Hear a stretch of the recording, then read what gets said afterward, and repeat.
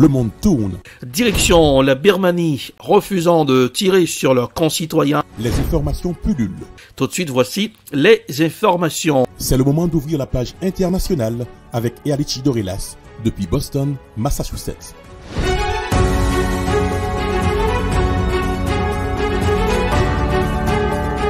Mesdames, Messieurs, bonsoir. Ravi de vous retrouver pour ce 4e numéro de la page internationale au Grand Journal du 14h. Avec vous depuis la newsroom de la capitale des grandes universités du monde, Boston, Massachusetts, Erlichi Dorelas, pour présenter cette page internationale. À Jacques Mel pour le Grand Journal, Joël François, Smith Jean-Julien, Roubans assure les manœuvres techniques. Bonsoir aux auditeurs de la radio évangélique Hosanna, 102.3 FM. À Jacques Mel, l'Union européenne accuse la Russie d'utiliser la production alimentaire comme une arme. La guerre perturbe les échanges et menace de provoquer la famine dans plusieurs régions du monde. Voici un reportage signé Euronews. L'alimentation fait partie de l'arsenal de terreur du Kremlin et nous ne pouvons pas le tolérer. La présidente de la Commission européenne accuse Moscou d'utiliser la production alimentaire comme une arme. Pour cela, la Russie bloque le port ukrainien d'Odessa, principale porte de sortie des céréales produites par le pays. Ces perturbations s'ajoutent aux difficultés logistiques provoquées par la pandémie de Covid-19 et au rendement rendu plus incertain à cause du changement climatique. La Russie et l'Ukraine fournissent à l'échelle mondiale 28% du blé, 29% de l'orge, 15% du maïs et 75% de l'huile de tournesol.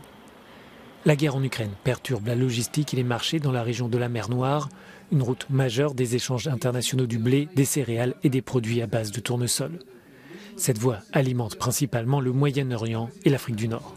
Ces déséquilibres pourraient s'aggraver. 23 pays, dont l'Inde, annoncent une restriction des exportations.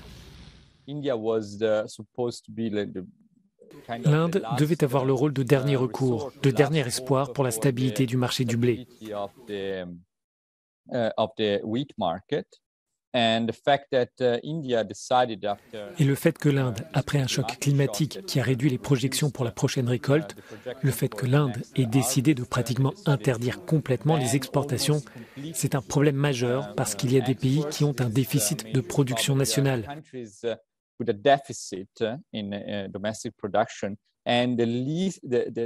Et moins les pays sont en mesure d'importer et de vendre des produits essentiels comme le blé, plus ils auront des problèmes d'instabilité. Je veux dire, ils devront faire face à la faim. Le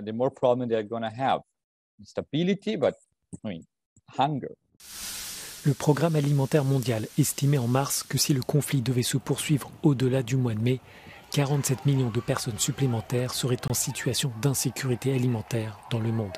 Or, l'impact de la guerre ces 2 derniers mois s'est révélé plus fort qu'attendu. Nous voyons le prix des denrées alimentaires et les protestations que cela provoque dans de nombreux pays. En ce moment, je pense au Kenya, au Pakistan et à plusieurs autres pays. Voilà où nous en sommes. Et comme la guerre n'est pas terminée, que le problème, que les troubles sur le marché alimentaire international ne sont pas encore terminés, qu'ils ne font probablement que commencer, il est tout à fait naturel de penser que cela ne fera qu'empirer et non se résoudre. Le Programme alimentaire mondial souligne qu'en plus du conflit, le monde est entré dans une nouvelle normalité où les sécheresses, les inondations et les ouragans détruisent les productions et menacent les élevages. Ces phénomènes pourraient alors mener prochainement à des mouvements migratoires de masse.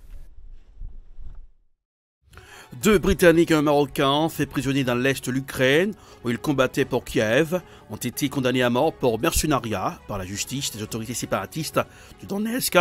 Les explications de l'envoyé spécial de France 24 à Kiev, Pauline Godard.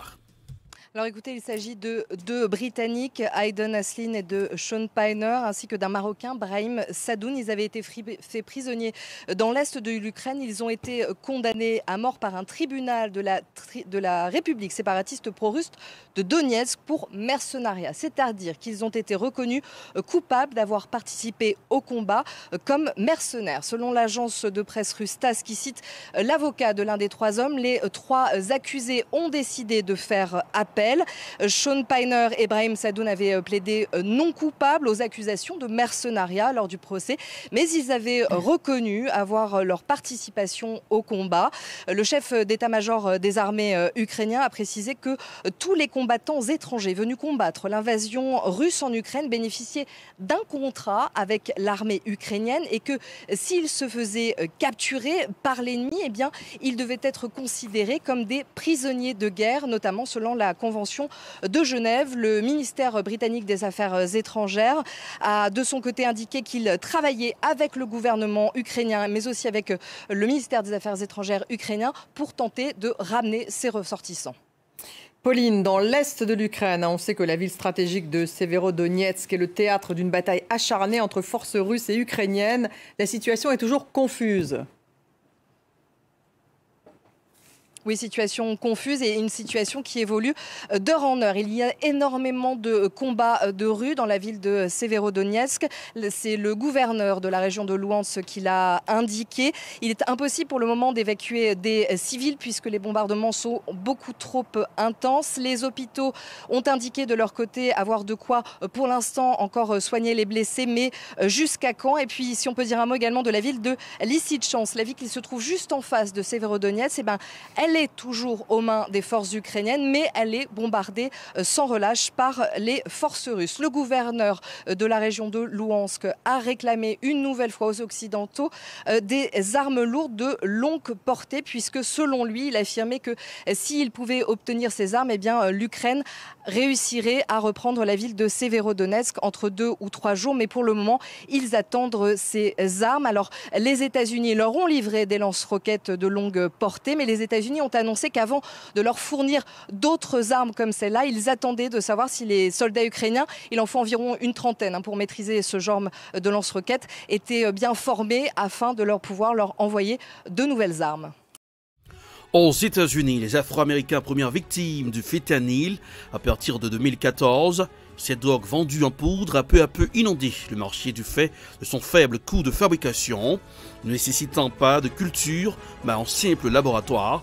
Voici un reportage à signer Africa News. Lorando Duncan habite dans cet immeuble situé à Washington. À 65 ans, cet ancien prisonnier a consommé de l'héroïne pendant presque toute sa vie d'adulte. Mais il y a quelques années, l'arrivée du fentanyl, un antidouleur ultra puissant et addictif, a tout changé. Un jour, j'ai acheté de la drogue à un type que je ne connaissais pas sans savoir que c'était du fentanyl et j'ai perdu connaissance. Tombé sur une hanche, Lorando marche désormais avec une canne et consomme du fentanyl jusqu'à 3 fois par jour. Une consommation qui a augmenté depuis le Covid-19 et son lot de confinement. J'ai beaucoup déprimé et la seule chose qui peut m'aider à surmonter cette dépression, c'est la drogue. Je consomme en quelque sorte pour tuer la dépression, mais ce n'est qu'une illusion. En 2021, Washington a connu 426 overdoses fatales par opiacés, soit 5 fois plus qu'en 2014 et bien plus que les morts par arme à feu. Cette année-là, 95% des décès étaient liés au fentanyl et 85% des victimes étaient des personnes noires. Le fentanyl a tué beaucoup de mes amis. Presque toutes les 2 semaines, j'entends parler d'une overdose de fentanyl. Il faut que j'arrête. Je sais que je dois arrêter, parce que je vais finir par me tuer. Pour aider ceux qui veulent s'en sortir et combattre les ravages du fentanyl, quelques associations de terrain existent. Tyrone Pickney, 33 ans, travaille depuis 10 ans pour l'une d'entre elles. Nous procédons donc à un échange de seringues. Les clients nous donnent leurs seringues usagées et nous leur fournissons des seringues propres. Tyrone sillonne la ville avec son collègue à bord de ce camping-car. À l'intérieur, notamment des cartons de naloxone, un antidote capable de bloquer l'effet des opiacés et ainsi sauver une personne en train de faire une overdose. Depuis l'arrivée du fentanyl, nous avons constaté une nette augmentation des overdoses. L'association a aidé plus de 2500 personnes en 2021. De son côté, la mairie réfléchit à une salle d'injection comme celle récemment mise en place à New York. Dossier spécial sur la production du blé dans le monde, le blé, nouvel outil de pression de la guerre en Ukraine. Lundi, le secrétaire d'État américain Tony Blinken a affirmé lors d'une conférence de presse que des rapports crédibles montrent que la Russie pille les céréales ukrainiennes et les exporte pour les vendre à son propre profit. Voici un dossier spécial signé l'A5 à l'émission C'est dans l'air. Sergueï Lavrov accueilli chaleureusement, et c'est de plus en plus rare. Le chef de la diplomatie russe s'est entretenu aujourd'hui avec son homologue turc à Ankara. En jeu, la mise en place de corridors alimentaires en mer Noire pour exporter les céréales ukrainiennes. Nous sommes prêts à assurer la sécurité des navires qui quittent les ports ukrainiens et se dirigent vers les détroits. Nous sommes prêts à le faire en coopération avec nos collègues turcs. Si l'on ouvre les céréales ukrainiennes, le tournesol ou l'huile de tournesol au marché international, nous considérons la suppression des obstacles qui entravent les exportations russes comme une exigence légitime. La Turquie, médiatrice entre Moscou et les Occidentaux, au centre du jeu de la guerre du blé. C'est elle qui détient en partie les clés de la mer Noire. Depuis 1936, elle contrôle l'accès des détroits du Bosphore et des Dardanelles, porte d'entrée et de sortie de ce carrefour maritime. Des ports d'Odessa, de Mykolaiv, Kherson et Mariupol, aujourd'hui sous blocus russe, transitent normalement 95% des exportations de grains ukrainiens. Mais depuis le début des hostilités, tout est à l'arrêt, impossible d'acheminer à l'étranger les récoltes de blé, d'orge et de maïs. Actuellement, entre 20 et 25 millions de tonnes de céréales sont bloquées. Et cet automne, ce chiffre pourrait aller jusqu'à 75 millions de tonnes. Des stocks qui s'accumulent et des réserves prises pour cible par l'armée de Vladimir Poutine. Moscou cible les entrepôts, les infrastructures.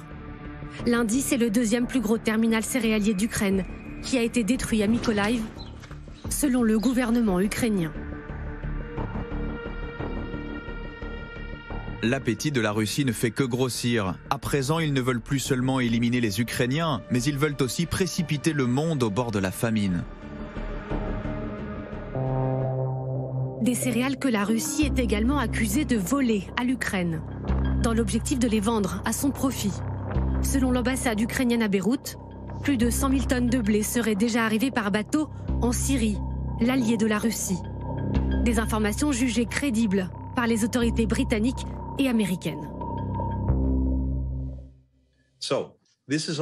Tout cela est délibéré. Nous savons que le président Poutine empêche les livraisons de produits alimentaires et use avec agressivité de sa propagande pour se dédouaner de toute responsabilité. Il pense que nous allons plier et mettre fin aux sanctions contre la Russie. En résumé, c'est tout simplement du chantage. Une situation qui inquiète, bien au-delà des frontières de l'Ukraine. Avec le spectre d'une crise alimentaire mondiale, en premier lieu au Moyen-Orient et en Afrique.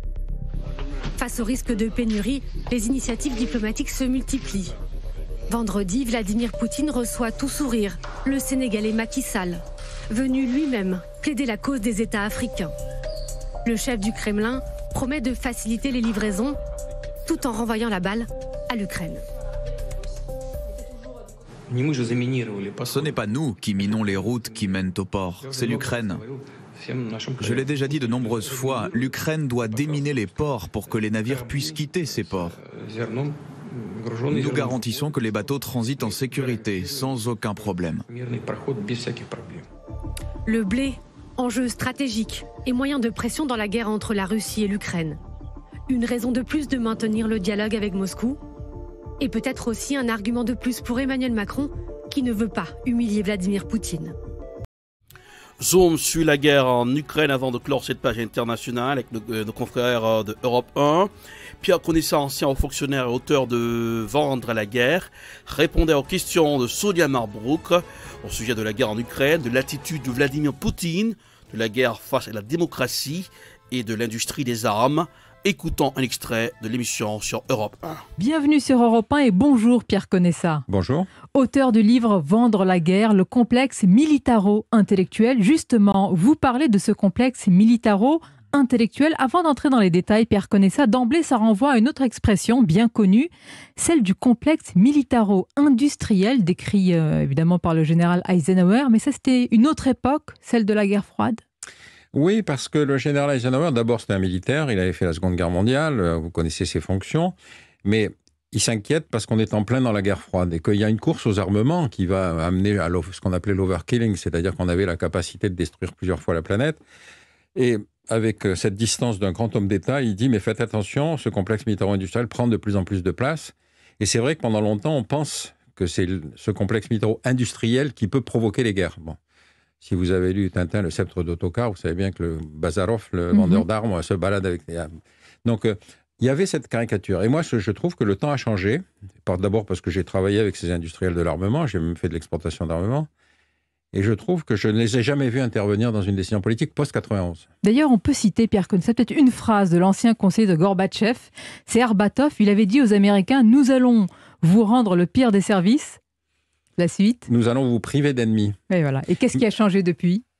Eh bien, écoutez, d'abord, sa phrase était incroyablement judicieuse, mais il pensait qu'il y aurait le même effet de l'autre côté. C'est-à-dire que le monde occidental se déliterait, puisque finalement, il n'y avait plus d'ennemis, etc. Et donc, se pose tout de suite la question de savoir, puisque le pacte de Varsovie est dissous par Gorbatchev, que tous les anciens pays satellites basculent, etc., on se pose la question, est-ce qu'on garde l'OTAN ou pas ?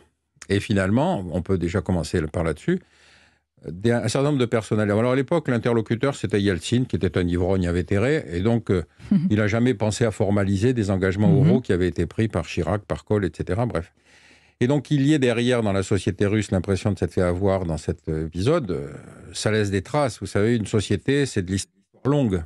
On va en parler justement de cette histoire longue. Cette histoire longue, c'est une psychologie qui est propre à chaque peuple, d'ailleurs. Vous savez, nous, par exemple, la place mythologique que tient la Révolution française dans notre identité, c'est pas la peine de l'expliquer. Mais ça va beaucoup compter justement, et vous le dites dans votre livre, qui repose, Pierre Conessa, sur un concept, sur une réflexion qui est celle de la fabrication de l'ennemi. Mais dites-nous, qui fabrique l'ennemi ? Et en démocratie, mais c'est évident pour nous, on n'embarque pas dans une guerre un peuple contre son gré. Oui, moi je me suis intéressé surtout à la fabrication de l'ennemi dans les sociétés démocratiques. Parce qu'évidemment, quand on est dans une dictature, ma foi, il suffit que le dictateur décide un beau jour, comme l'a fait Saddam Hussein d'ailleurs avec Paul Koweït. Et il a évidemment autour de lui des courtisans qui ne s'amusent pas à discuter. D'ailleurs, on a vu des scènes avec Poutine qui étaient assez édifiantes, si vous voulez, où on se rendait compte que on avait l'impression que c'était une veillée mortuaire où il y avait le mort qui parlait, quoi. C'est-à-dire qu'on était dans quelque chose dont on sentait avec ces prises ces scènes filmées de Poutine. Et voilà, c'est la fin de la page internationale au Grand Journal du 14h pour aujourd'hui. Merci de l'avoir suivi. La production est signée de Prod, réalisation Télébeltor pour le compte de la radio évangélique Hosanna 102.3 FM à Jacmel. Pour présenter cette page internationale, Ehrlich Dorelas depuis Boston, la capitale des grandes universités du monde. On salue la victoire des Boston Celtics hier soir face aux Golden State Warriors à Boston.